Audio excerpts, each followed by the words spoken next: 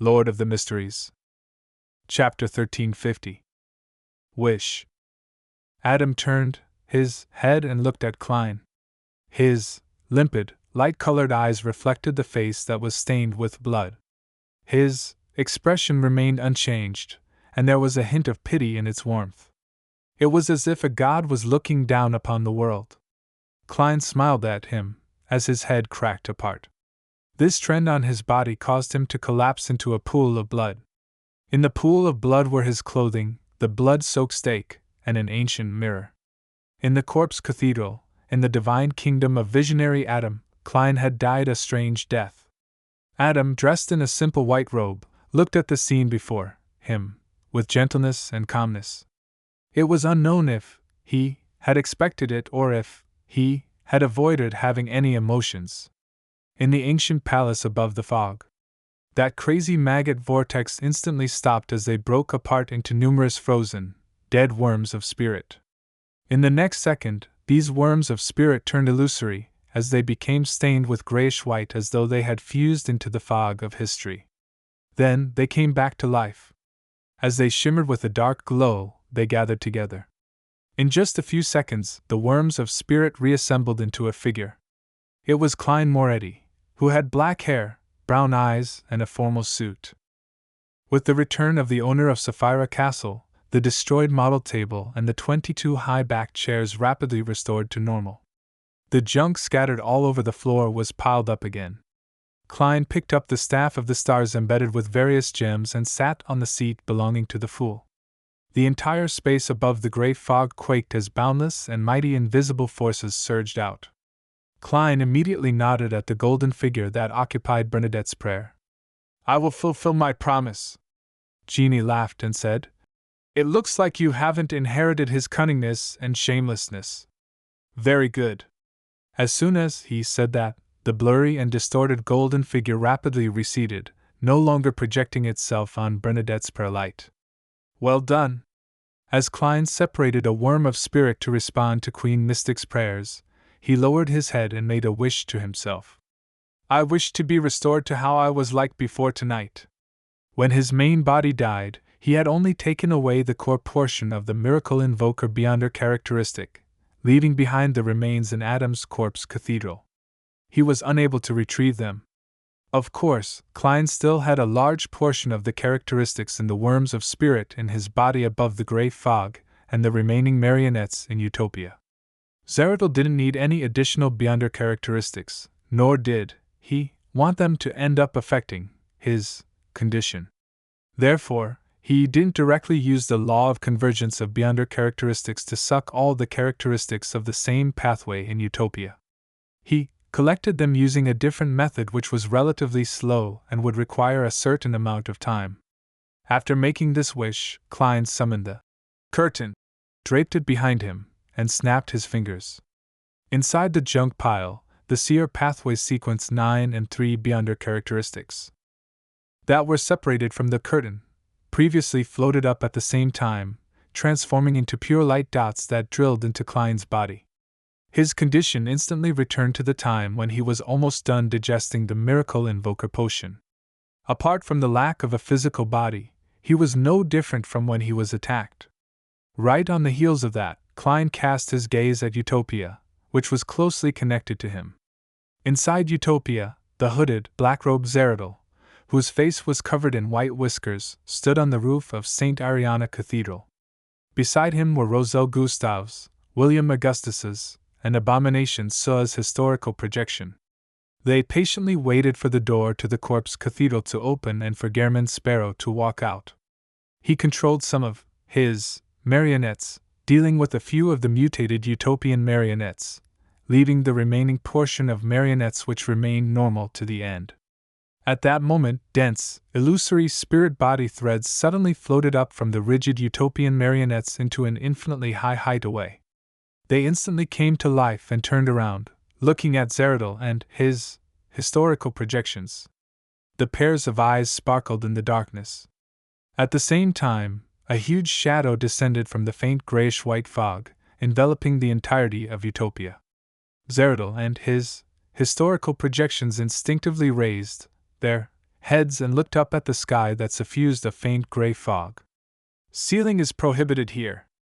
In the next second, William Augustine's historical projection raised the sword in his right hand and solemnly made an announcement.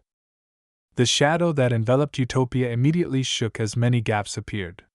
It was unable to completely isolate the marionette town from the outside world. Roselle Gustave's historical projection immediately transformed into a torrent of information that surged towards Klein's remaining marionettes in an attempt to interfere with their movements. As for the historical projection of Abomination Sua, it attacked the shadow that appeared like a curtain in a bid to expand the corresponding gaps. Zeradol extended his hand and grafted the void in front of him to another island in the Berserk Sea that he had previously fixed. Following that, as long as he took a step forward, he would be able to leave Utopia. At that moment, Klein's marionettes snatched the opportunity before the torrent of information entered their spirit bodies. At the same time, they opened their mouths and chanted in Jotun, Leodoro! In the forsaken land of the gods, with the remnant divine powers of a tyrant, Klein could directly trigger the power of a deity based on this name alone, but that wasn't the case in the outside world. As for whether or not he wanted to punish the fellow for calling out his true name, it was decided by the Lord of Storms. Klein had his marionettes recite the honorific name at the same time only to get the Lord of Storms to cast his gaze over. As one of the members of the 5 pathways of omnipotence and omniscience, the Lord of Storms was probably one of the true deities that didn't wish for Adam's plot to succeed. If Amon became the Lord of the Mysteries, the King of Space-Time, this tyrant would be in a very dangerous situation. He would have to constantly worry that the Son of the Creator would deal with him and help Adam or the true Creator to ascend to the position of the Lord of the astral world. Therefore, compared to the Evernight Goddess and Earth Mother, Lord of Storms, Eternal Blazing Sun, and the God of Knowledge and Wisdom were probably the existences who didn't wish to see Adam and Amon succeed. If there was a chance, Klein planned on getting his marionettes to continue shouting, Aucuses, and Harabergen. Utopia's surroundings instantly turned gloomy, as if it contained the indescribable wrath of nature. Before Zeradol could take that step, the night sky instantly produced different colors of lightning. They bared their fangs and brandished their claws as they wantonly expanded. They seemed to envelop the entire sky in a sea of lightning. Boom! Boom! Before the deafening sounds could be heard, the lightning blasted like a torrential rain at Utopia. The Rosted Archipelago, new city of silver, the top of the spire. Derek Berg, who was looking at the source of the earthquake, heard the sound of doors and windows opening at the same time.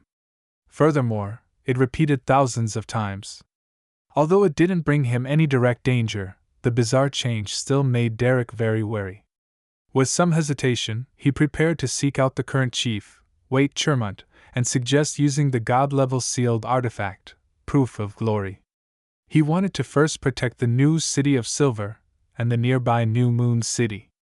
Then, he decided to pray to Mr. Fool based on the progress of the anomaly. Just as he turned around and walked to the door, Waite Chermont, who had a dark blue symbol engraved on his head, walked out from the corridor's light. He said in a deep voice, "The seal underground has failed. The seal has failed." Derek instinctively believed that it had something to do with the anomaly in Blue Mountain Island. Compared to doors and windows opening, the consequences of the seal's failure were extremely terrifying. "Immediately use the Proof of Glory," Derek said without hesitation. This was a god-level sealed artifact that could be used for a short period of time. It had once helped the City of Silver avert repeated disasters in the forsaken land of the gods, allowing them to persist until the present era and obtain salvation. Derek's thoughts were very clear. He was using the Proof of Glory to suppress the other god-level sealed artifact, Gift of the Land.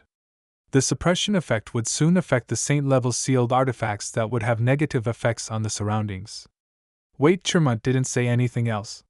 He immediately made up his mind and brought Derek underground using the light as concealment. Proof of Glory required at least 2 saints before it could be utilized.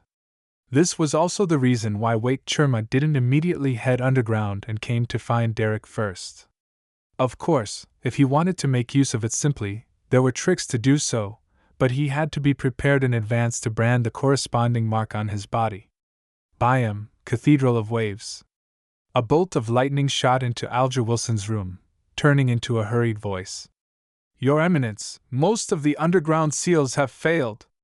Only certain items remain in a balanced state thanks to their effects. Alger's brows twitched as he combined it with the phenomena of opening doors and windows in Byam's city happening at the same time. He sensed that something was amiss.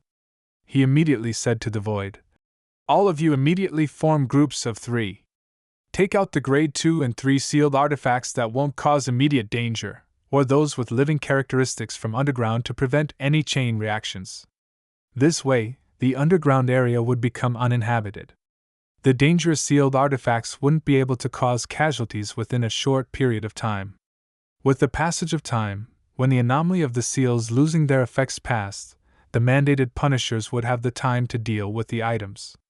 However, the premise was that they hadn't lost control of the 3 Grade 1 sealed artifacts. Once there was a problem with them, the negative effects would soon affect the entirety of Byam. However, with the seal no longer working, it was very difficult for the 3 items to remain without problems. The first thought that flashed through Alger's mind was to bring along the one whose negative effects had the greatest range. Then, using his own powers to make temporary restrictions, he would fly to the sea and away from Byam. This wasn't too dangerous for him for a short period of time. After all, he was a demigod. The biggest problem was that the remaining 2 Grade 1 sealed artifacts would undoubtedly cause serious damage to Byam. At least I did my best. Alger felt that this method was safe and could handle the subsequent investigations from the Church of the Lord of Storms. It was pretty good. His gaze subconsciously looked out of the window. It corresponded to the few schools and the workhouses near the cathedral. Alger retracted his gaze and fell silent for 2 seconds before sighing. He continued, Leave the rest to me. His words transformed into electric waves that transformed into silver lightning that flew underground.